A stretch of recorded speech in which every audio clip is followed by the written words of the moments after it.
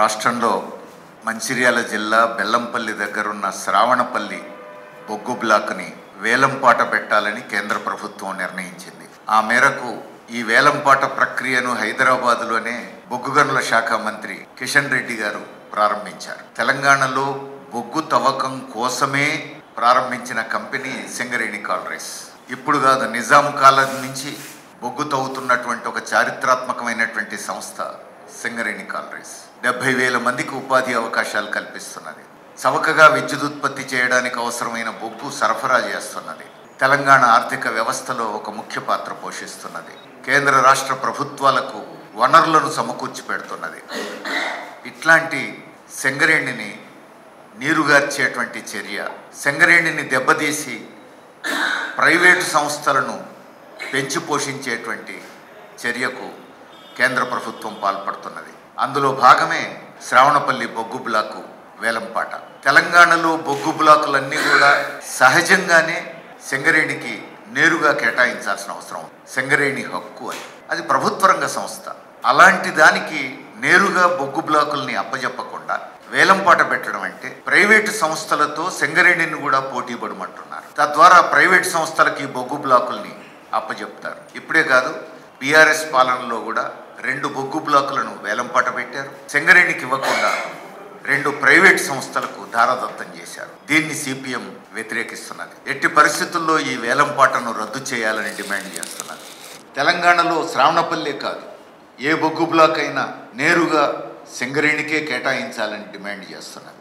ఇందుకు అనుగుణంగా ఇప్పటికే ప్రారంభించిన వేలంపాట ప్రక్రియను రద్దు చేయాలి అని చెప్పి కోరుతున్నాం. దీనికోసం కేంద్ర ప్రభుత్వం మీద ఒత్తిడి చేయడానికి సింగరేణి కార్మికులను, అట్లానే సింగరేణి ప్రాంతంలో ఉన్నటువంటి సాధారణ ప్రజానీకాన్ని చైతన్యపరిచి అవసరమైతే ఉద్యమానికి సిద్ధపడాలని చెప్పి సందేశం ఇవ్వడం కోసం భారత కమ్యూనిస్ట్ పార్టీ మార్క్సిస్టు రాష్ట్ర కమిటీ ఆధ్వర్యంలో సింగరేణి పరిరక్షణ యాత్ర చేయాలని నిర్ణయించాం. ఈ సింగరేణి పరిరక్షణ యాత్ర 29వ తేదీ ఉదయం బెల్లంపల్లిలో ప్రారంభమవుతుంది. సింగరేణి ప్రాంతం అంతా తిరుగుతూ ఆగస్టు 5వ తేదీన కొత్తగూడెంలో ముగింపు జరుగుతుంది. పార్టీ రాష్ట్ర కార్యదర్శి తమ్మినేని వీరభద్రం గారు ఈ యాత్రను ప్రారంభిస్తారు.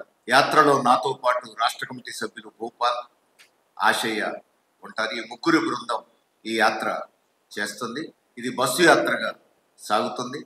అన్ని ప్రాంతాల్లో సభలు, సమావేశాలు పెట్టడం ద్వారా ప్రజలను, సింగరేణి కార్మికులను చైతన్యపరిచేటువంటి ప్రయత్నం చేయబోతున్నాం.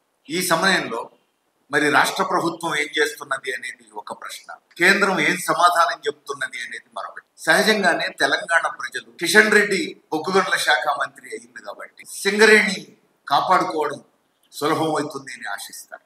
ఎందుకంటే సికింద్రాబాద్ నుంచి పార్లమెంట్ ఎన్నికైంది, తెలంగాణ బిడ్డగా ఉన్నాడు, బొగ్గు గనుల శాఖ ఆయనకే ఇచ్చారు. గతంలో వేలంపాట పెట్టినట్టుగా బొగ్గు బ్లాకులు వేలంపాట పెట్టకుండా సింగరేణిని కాపాడడం కోసం కిషన్ రెడ్డి గారు ప్రయత్నం చేస్తారని ఆశించారు. ఆయనతో పాటు 8 మంది బీజేపీ ఎంపీలు ఇక్కడ గెలిచారు, 8 మంది శాసనసభ్యులు గెలిచారు బీజేపీని. కాబట్టి కేంద్రంలో అధికారంలో ఉన్న ప్రభుత్వం మీద తమ పలుకుబడి ప్రయోగించి సింగరేణిని కాపాడే చర్య తీసుకుంటారని ప్రజలు ఆశించారు.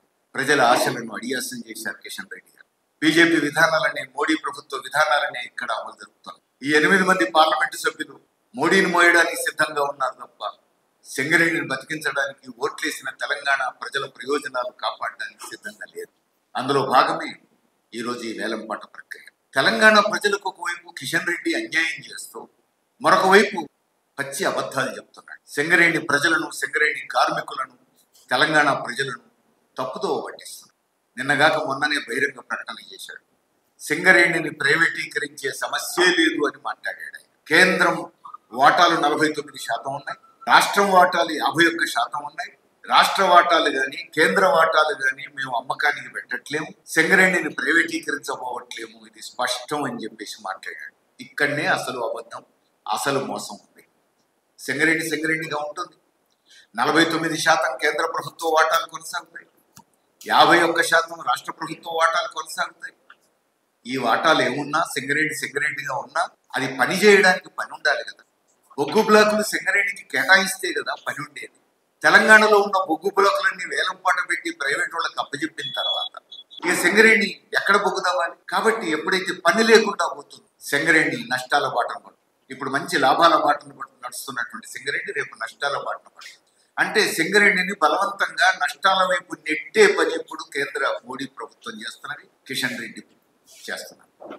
క్రమంగా దాన్ని నష్టాల బాట పట్టించి బలహీనపరిచి నీరుగార్చి ఉద్యోగులకు జీతాలు కూడా ఇవ్వలేని స్థితి తేవాలనే ప్రయత్నం క్రమంగా చిక్కి శల్యమై మూతపడే స్థితికి తెస్తారు. ఈ విషయాన్ని దాచిపెట్టడానికి మేము ప్రైవేటీకరించబోవట్లేమని మాట్లాడుతున్నాడు. చిక్కి శల్యమై మూతపడేదాకా 49% వాటాలు కేంద్రానికి ఉంటాయి, 51% వాటాలు రాష్ట్రానికి ఉంటాయి. మూతపడేది మూతపడదు. లేదా ఆ స్థితికి వచ్చిన తర్వాత ప్రైవేట్ వాళ్ళు ఎవరన్నా నడపగలిగితే ఇస్తామనే వైపు అప్పుడు మాట్లాడతారు.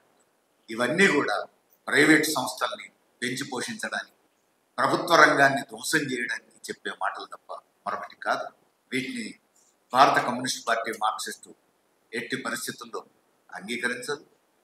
తెలంగాణ ప్రజలకు పోరాట చరిత్ర ఉంది. పోరాట చరిత్ర ఉన్నటువంటి ప్రజలు సింగరేణిని కూడా కాపాడుకుంటారనే విశ్వాసంతో ఉన్నాం. సింగరేణి కార్మికులకు కూడా పెద్ద పెద్ద పోరాటాలు చేసిన చరిత్ర ఉంది. అలాంటి సింగరేణి కార్మికులు మరోసారి కన్నెర్ర చేయాల్సిన సమయం ఆసన్నమైంది. తెలంగాణ ప్రజలు కూడా తమ సంస్థను, తమ సింగరేణిని కాపాడుకోవడం కోసం కేవలం సింగరేణి కార్మికుల మీద వదిలేయకుండా కలిసికట్టుగా నడవాల్సినటువంటి సమయం ఆసన్నమైంది. ఈరోజు సింగరేణి ఈ మాత్రం లాభాల బాటలో నడుస్తోంది అంటే సింగరేణి కార్మికుల శ్రమ, సింగరేణి అధికారుల కృషి, వీటి ఫలితమే ఈరోజు సింగరేణి ఈ మాత్రం నడుస్తూ ఉంది.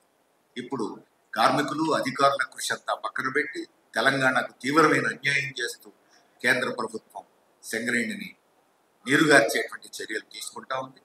అందుకే ఈ యాత్ర చేపట్టాం.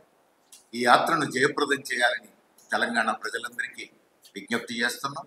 రానున్న కాలంలో కేంద్రం మీద ఒత్తిడి చేయడానికి ప్రజలు సిద్ధంగా ఉండాలని చెప్పేసి కోరుతున్నాం. మరొక వైపు రాష్ట్ర ప్రభుత్వం ఏం చేస్తోంది?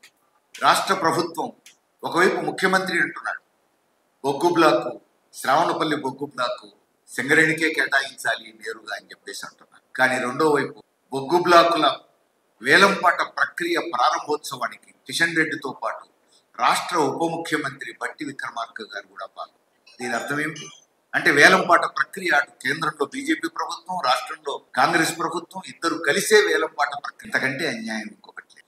పైగా విలేకరులు ముఖ్యమంత్రిని కలిసినప్పుడు శ్రావణపల్లి బొగ్గు బ్లాకుల విషయం ఏమిటి అని అంటే అది మా ఉప ముఖ్యమంత్రి గారు చూసుకుంటారు, బట్టి గారు చూసుకుంటారు అని చెప్పేసి దాటవేశారు.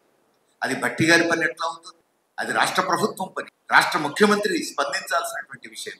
అందుకని ఇప్పుడు కేవలం కేంద్ర మంత్రికి రాష్ట్ర ముఖ్యమంత్రి ఒక విజ్ఞప్తి చేసి వదిలేయటం కాదు, బీజేపీ ప్రభుత్వంతో పాటు కాంగ్రెస్ ప్రభుత్వం కూడా జాయింట్ గా ఈ ప్రారంభోత్సవ ప్రక్రియలో పాల్గొనడమే నేరపూరితమైనటువంటి ప్రక్రియ.